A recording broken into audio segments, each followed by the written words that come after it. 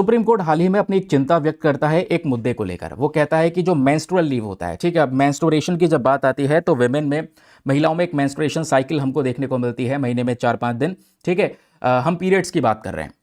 तो ये जो पर्टिकुलर साइकिल जब चलती है तो इस दौरान वेमेन को पेड लीव देनी चाहिए, ठीक है। काम पे से छुट्टी रहे और उसका पेमेंट कटेगा नहीं, उसका जो पैसा है उनको बकायदा मिलता रहेगा। तो ये बात हो रही थी कि पेड मेंस्ट्रुअल लीव को कंपलसरी कर दिया जाए थ्रू द पर्टिकुलर लॉ। लेकिन हुआ क्या, सुप्रीम कोर्ट ने इस बात को देखा और समझा। सुप्रीम कोर्ट कह रहा है ठीक है, आप गलत नहीं सोच रहे हैं, सही है, ठीक है। इस पर्टिकुलर सिचुएशन के अंदर में वेमेन को सपोर्ट करने के लिए ये आप स्टेप ठीक ले रहे हैं कि हाँ पेड मेंस्ट्रुअल लीव दे दो। लेकिन आप ये कैसे इंश्योर करोगे कि जो कंपनीज हैं वो वेमेन को इस बेसिस पर हायर कर लेंगी? क्योंकि ऑब्वियस ही बात है, कंपनीज को तो चाहिए प्रॉफिट, और आपको पता है प्राइवेट कंपनीज आज करती क्या हैं, अपने एम्प्लॉयज़ को पूरी तरीके से रगड़ देती हैं। इतना ज़्यादा उनको यहाँ पर परेशान करना, इतना ज़्यादा काम करवाना, इवन घर पे पहुँच जाते हैं तब भी यहाँ पर लो वर्क फ्रॉम होम भी करो, इतना ज़्यादा बर्डन डाल देना। वो चाहती हैं कि एक एम्प्लॉय से बहुत ही ज़्यादा प्रॉफिट बनाया जाए। क्या इस सिचुएशन में हो सकता है कि वेमेन को आप पेड लीव अलाउ करेंगे, ऐसा नियम बन जाए कि हाँ कंपनीज को वेमेन को मेंस्ट्रुअल पेड लीव देना होगा मंथली बेसिस पर? जब ये पेड लीव इनको मिलेगा तो क्या कंपनीज इनको हायर करेंगी? क्वेश्चन ये है, ठीक है। क्वेश्चन यह है कि कंपनीज इनको हायर करेंगी, क्योंकि रियलिटी जो है जॉब मार्केट की वो बिल्कुल डिफरेंट है, ये यहां पर आर्टिकल कहता है। तो सुप्रीम कोर्ट के कुछ मेन ऑब्जर्वेशंस हैं। एक bench justice, chief justice of India DY Chandrachud साहब के थ्रू, उसके अलावा जस्टिस जीबी परदीवाला, इनके थ्रू भी पहले यहां पर इस मैटर के ऊपर में डिस्कशन हो चुका है, फिर बाद में फिर से ये डिस्कशन हुआ। तो मेन कंसर्न जो सुप्रीम कोर्ट उठाता है, इसमें पहली चिंता है risk of discrimination in hiring, जो हम डिस्कस कर रहे हैं कि जो एम्प्लॉयर है, जो खासकर लोगों को जॉब पर रख रहा है, वो हो सकता है मेल कैंडिडेट को ज़्यादा प्रेफर करे as compare to the women employ. क्यों? क्योंकि उसको मैंडेटरी लीव देनी होगी, उसको एम्प्लॉयर को पता है कि भाई यहाँ पर पेमेंट भी देना है, उसके अलावा छुट्टी भी देनी है, इससे अच्छा यह है क्यों ना यहाँ पर मेल को हायर कर लो, लगातार वो काम तो करेगा। ये मेजर कंसर्न कोर्ट उठाता है। दूसरा यहाँ पर जो कंसर्न कोर्ट के थ्रू उठाया गया है वो है इम्पैक्ट ऑन करियर अपॉर्चुनिटीज़। अगर ये मैंडेटरी कर दिया जाएगा, कंपलसरी कर दिया जाएगा मेंस्ट्रुअल लीव को, तो हो सकता है महिलाओं के लिए जॉब अपॉर्चुनिटीज़ कम से कम हो जाएं। फिर तीसरा आता है बिजनेस मॉडल कंसिडरेशंस, यानी ये जो एम्प्लॉयर्स हैं, हो सकता है इनके लिए बहुत डिफिकल्टी होने लगे कि वर्क प्लेस डिमांड को बैलेंस करा जाए। यानी अगर लॉ ज़बरदस्ती इंपोज कर दिया गया तो यहाँ पर हो सकता है ये जो कंपनीज हैं ये अपना दूसरा ही रास्ता चुन लें, ठीक है। तो क्या होगा, रियलिटी पूरी बदल जाएगी। वही बोला जा रहा है, बहुत सारी अपॉर्चुनिटीज़ जो वेमेन के लिए ग्रो होनी चाहिए थी वो कम हो जाएगी। दूसरी तरफ हम ये कहते हैं कि लेबर फोर्स पार्टिसिपेशन रेट में जो वेमेन का योगदान है वो धीरे धीरे बढ़ रहा है। लेकिन अगर ऐसा हुआ तो एम्प्लॉयर्स जो हैं वो कम हायर करेंगे वेमेन को, ये लेबर फोर्स पार्टिसिपेशन रेट वापस से डाउन होना शुरू हो जाएगा, ठीक है।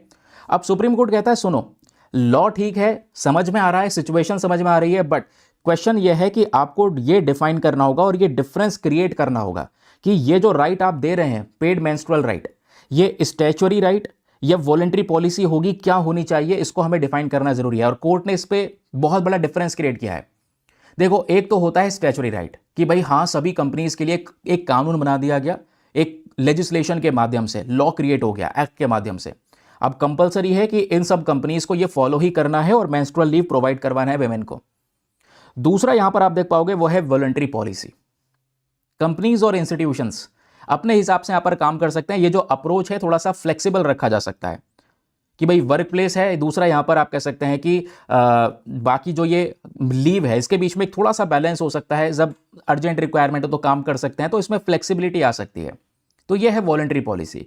कोर्ट ये कह रहा है कि भाई आप ये कंपलसरी और मैंडेटरी की तरफ ना जाकर वॉलंटरी इनिशिएटिव की तरफ जाएं, एक लॉ बनाकर इसको जबरदस्ती इंपोज करने की कोशिश ना करें, वरना इसका इंपैक्ट आने वाले समय पर ही दिखाई दे जाएगा जब वेमेन को जॉब अपॉर्चुनिटीज कम मिलनी शुरू होंगी।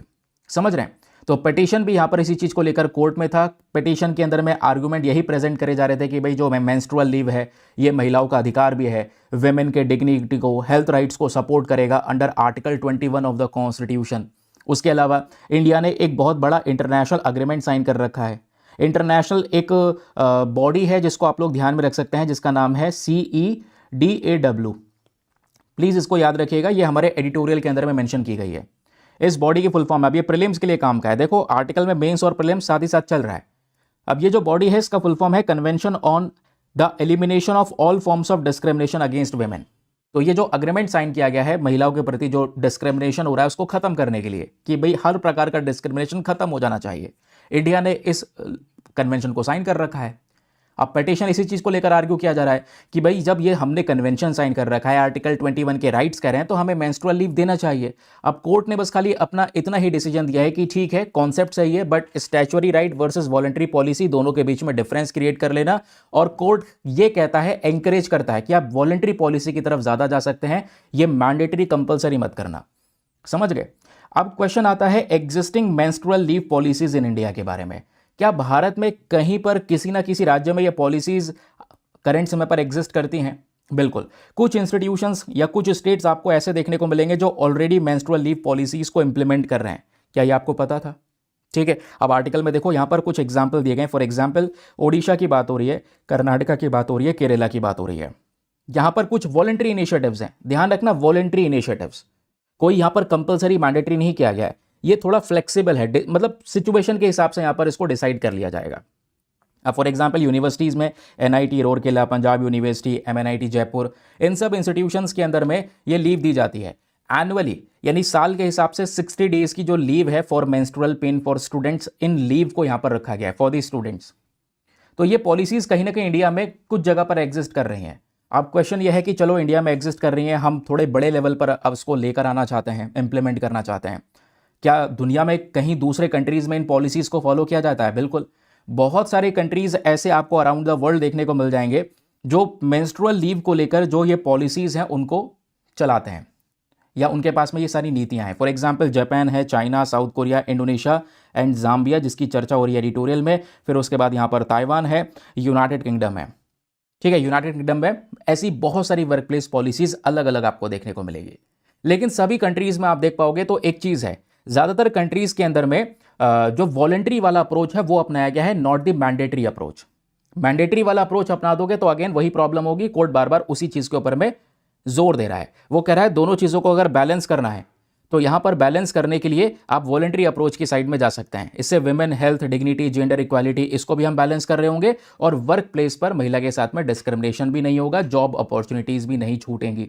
नहीं तो फिर रियलिटी क्या है वो हम सब लोग यहां पर जानते हैं मार्केट की। आपका यहां पर क्या विचार है नीचे कमेंट सेक्शन में जरूर से मेंशन कर सकते हैं। कोर्ट के विचार से आप सहमत हैं या नहीं जरूर से बताइएगा।